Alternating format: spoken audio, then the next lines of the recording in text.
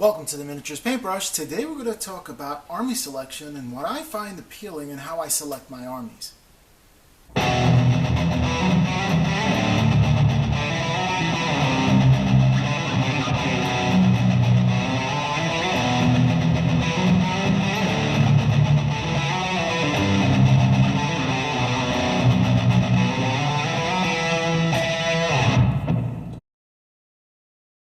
I'm responding to Mr. Venturella.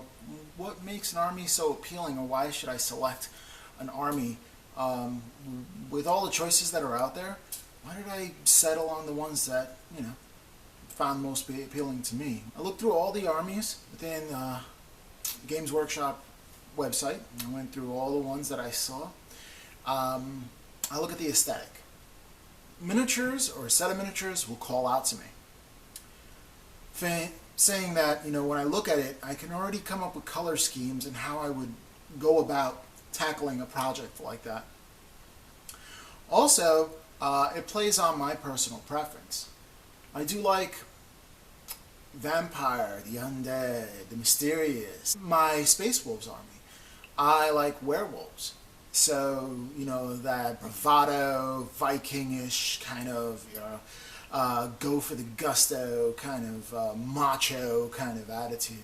I would say 90% of the hobby is painting, 10% is going out there with my armies and, hanging out and, using the armies or battles and checking it out.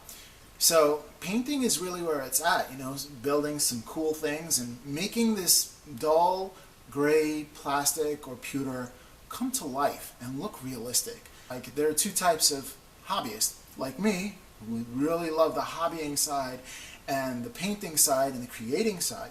And then there are those that are very, very strategic and love creating lists that are the most effective and completely annihilating your enemy. And you can see that via tournaments and via these conventions. Now, there are a lot of big conventions, Adepticon being the biggest one in the United States, but there are a whole bunch of different conventions. I'll be at PAX Unplug and Nova Open, which are closer to me. It'll be my first conventions ever. And you have two major camps. You have, you have the artistic competitions, and then you have tournament-style play competitions. These are two major competitions that are going on there, as far as I understand, which represent two major camps of the hobby.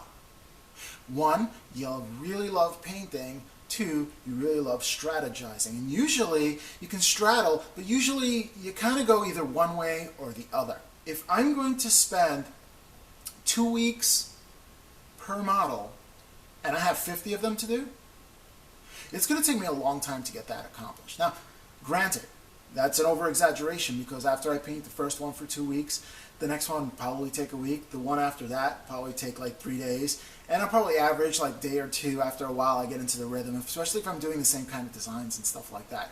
But still, I'm going to be there for a very long time. I mean, if it's going to eat up that much of my time, then I want it to be something aesthetically pleasing to me. Something that I look at and say, wow, this is really cool.